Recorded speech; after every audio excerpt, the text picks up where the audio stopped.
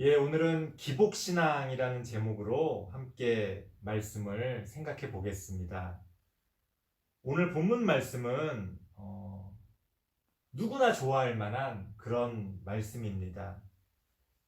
여호와를 기뻐하라, 그가 내 마음의 소원을 이루어 주실 것이다. 하나님이 우리의 소원을 들어주신다니 얼마나 좋은 일입니까? 그러나 우리가 잊지 말아야 될 것은 오늘 이 말씀이 하나님이 우리의 소원을 우리가 원하는 대로 무조건 들어주시는 어떤 그런 것을 이야기하고 있는 것은 아니라는 겁니다. 우리가 기본적으로 어떤 사람들의 말을 들을 때도 마찬가지고요. 또 어떤 글을 읽을 때는 더욱더 그렇습니다. 그 말과 글의 어떤 문맥을 살펴봐야 됩니다. 문맥. 그 말과 글에 앞서서 어떤 이야기가 있었는지, 그 말과 글에 이어져서 또 어떤 이야기가 나오는지, 그것에 따라 그 말과 글의 내용이 때로는 완전히 180도 달라질 수도 있다는 겁니다. 그래서 우리는 항상 성경을 읽을 때도 어느 한 구절을 내 마음에 든다고 해서, 내가 좋아한다고 해서 그 한 구절만 뚝 띄어와서 받아들인다면 아주 심각한 오해와 착각을 우리에게 가져다 줄 수가 있습니다. 오늘 본문에서도 이 본문 말씀만 보자면 그야말로 하나님이 우리의 소원을 무조건 들어주실 것 같은 그런 말씀처럼 우리에게 좋게만 다가옵니다. 그래서 이러한 말씀의 근거에서 어떤 신앙을 형성하면 그게 바로 기복신앙이 되는 거예요. 기복신앙이라는 건 한자로 기복이라는 건 복을 바란다. 바랄 기자에 복복자. 그래서 그저 하나님께 복을 바라고 하나님께 복을 얻길 원하고 또 그렇게 하는 게 신앙의 본질이라고 생각하고 오로지 그것을 목적으로 신앙생활을 하는 것, 바로 그게 기복신앙입니다. 기복신앙은 물론 오해하시면 안 됩니다. 하나님은 우리의 소원을 들어주시는 분이시지요. 하지만 그게 본질은 아니라는 거예요. 예를 들어 볼게요. 내가 사랑하는 어떤 사람과 연애를 하는데, 혹은 내가 사랑하는 가족들과 우리가 어떤 관계를 맺는데, 만약에 야, 너 그 남자친구, 그 여자친구 너한테 어떤 사람이야? 선물 주는 사람, 맛있는 거 사주는 사람, 그게 본질입니까? 아니죠. 선물도 주고 맛있는 거 사줄 수도 있지만 그게 그 사람하고의 관계의 본질은 아니잖아요. 만약 그게 전부고 그걸 목적으로 만난다면 그건 사랑이 아니고 가짜 관계라고 말할 수 있습니다. 너희 엄마는 어떤 사람이야? 밥 해주는 사람, 빨래 해주는 사람? 말이 안 되는 거죠. 아빠는 어떤 사람이야? 돈 벌어다 주고, 용돈 주고, 그러는 사람. 우리가 그렇게만 생각한다면 그 관계가 얼마나 심각하게 훼손이 됩니까? 마찬가지라는 거예요. 하나님이 우리의 소원을 들어주십니다. 들어주시기도 합니다. 하지만 그게 하나님과 우리의 관계의 본질은 아니잖아요. 그런데 우리가 기복신앙이라는 것을 만들어버리면 그게 본질이 되는 거예요. 하나님은 그저 우리에게 복이나 주고 우리에게 좋은 거나 주고 그럴 때나 의미가 있는 그런 존재가 돼버리는 겁니다. 그래서 기복신앙은 잘못됐다는 거예요. 하나님께 복을 빌고 하나님께 복을 받는 그것 자체가 잘못됐다는 게 아니라 하나님하고의 관계를 그저 그런 관계로 만들어버렸기 때문에 기복신앙이 잘못됐다고 우리가 이야기하는 겁니다. 그런데 왜 이런 일들이 벌어집니까?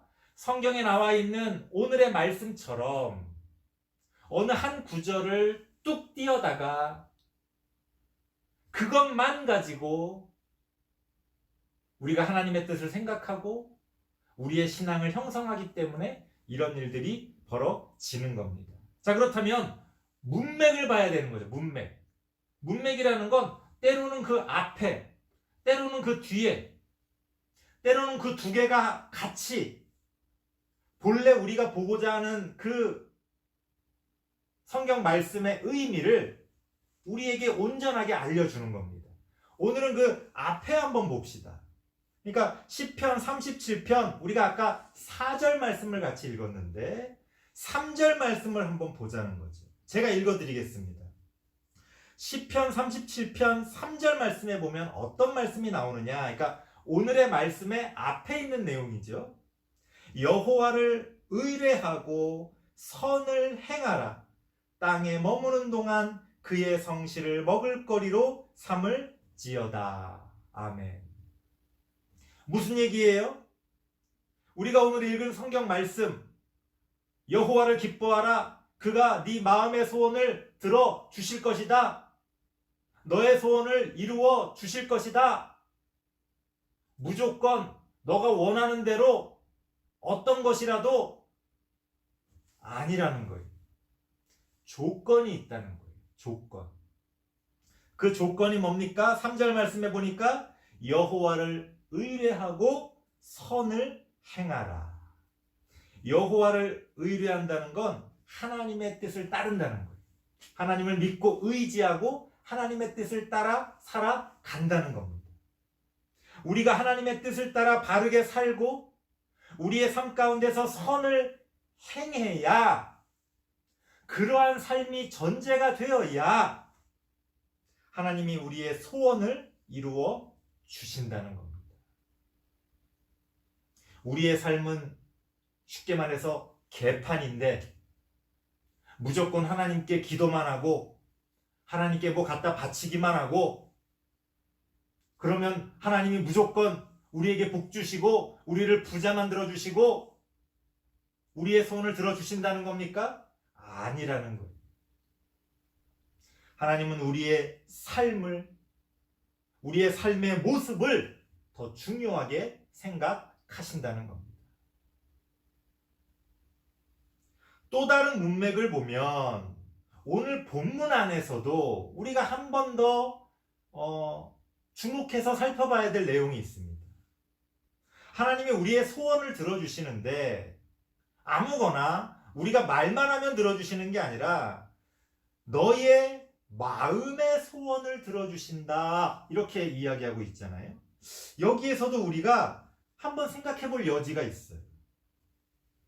하나님이 우리에게 들어주시는 게 그저 우리가 말만 하면 아무거나 들어주시는 게 아니라 사실은 우리의 그 깊은 마음의 소원을 들어주신다는 거예요. 왜 그렇습니까? 여기서 그 마음의 소원이라는 건, 마음이라는 건 나도 모르는 마음입니다. 예를 들어 볼게요. 우리는 흔히 그런 소원을 빌잖아요. 돈이 많았으면 좋겠습니다, 하나님. 하나님, 우리에게 돈을 많이 주세요. 이런 소원 가질 수 있잖아요.